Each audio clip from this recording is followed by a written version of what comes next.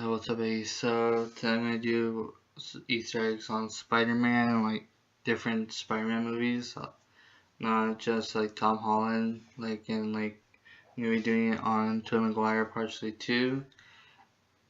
And so this picture here is a scene from Spider-Man 2 with Doc Ock, where James Jonah Jameson is trying to give Doc Ock a name, and his assistant is just saying, like, he's throwing out names to possibly, like, Dr. Octopus and some other names.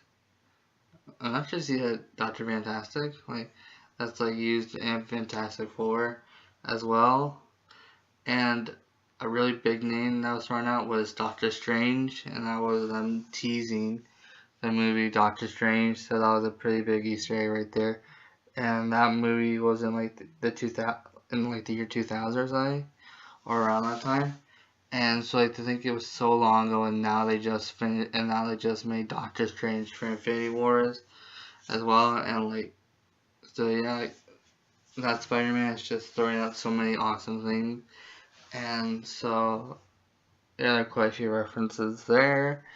It's amazing what they were thinking of when they were doing at the time. And now, like, the things that they were talking about in the movies is now coming true. And so, yeah, so I think, so the reason why they put those movies first, like Spider-Man and Iron Man, like, they were building up so that we know the characters inside and out before they actually put them on the movie like they did now, because we all know the characters, like their backstories, and like you can totally understand what they're doing. So they don't just like make a movie in 2 years like DC does. That's why like, and plus Marvel movies are so much more fun to watch this way, and like they're all hilarious. And so so to be honest, I don't know, because they made Green Goblin with Tobey Maguire. I don't know if they actually do that now for Tom Holland Spider-Man and stuff like that. But so yeah, can't really give you much. This is gonna be. I'm trying to make this a 10-minute video, and like this is also like a special video, and I also I should never mind about that. Forget something. What else? I can't really give you guys anything else about Tobey Maguire's Spider-Man. Okay, so after they finished with Spider-Man and like Hulk and some other superheroes, like they finally made Iron Man's movie. And so like after the first Iron Man, the second one, third one. But in the second one, when the drones were killing people, there was this one kid who dressed like Iron Man. I'm pretty sure a lot of people know this by now, but I'm just going to state it again for people who do not know. But this was really cool. But the kid who was an Iron Man helmet and was like going to fire at one of the drones was in fact Peter Parker, and Tom Holland has confirmed this. I'm not sure he did it in a tweet. I think he did, or in an interview, and so that's how like I think that they're preparing for Civil War basically, and Civil War was to show us that there was made to break them, like destroy their trust that they have for each other, so that way they don't have that trust, the same trust, and they're not as strong when Thanos comes, and it's gonna be like much harder for them to trust each other now, and that's why Civil War came up before Infinity Wars. Just throwing that out because Spider-Man was there, and so so you can see that Spider-Man is a huge fan of Tony Stark even before he went to high school and stuff like that. And also he did like Tobey Maguire. Sorry, not Tobey Maguire. My bad. Strong Spider-Man. Tom Holland did go back to school for this movie, which is really awesome that he would go through such lengths.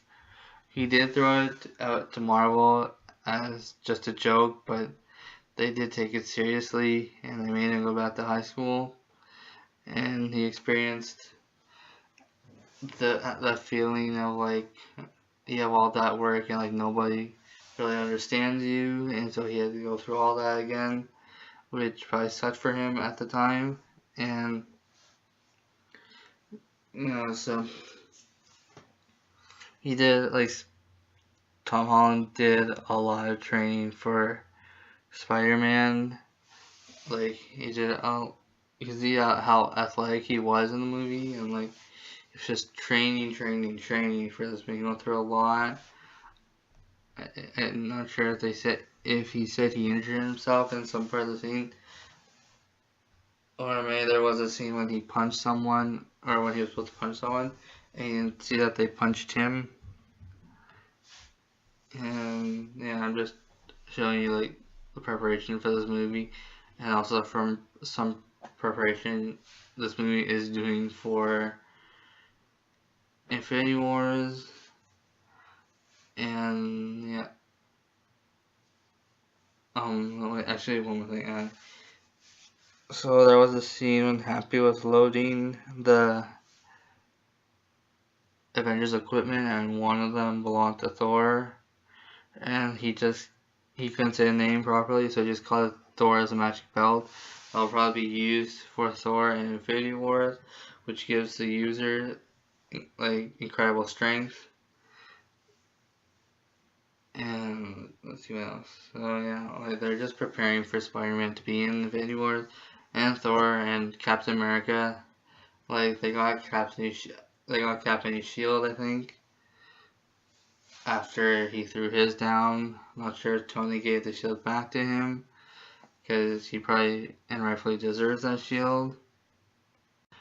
I did do a video on this other day. I did a video on Cindy Moon, who you can see in this picture. She was in that scene when Peter was trying to catch up with Flash and his other schoolmates, and like Flash was telling him no, he can't come back with them.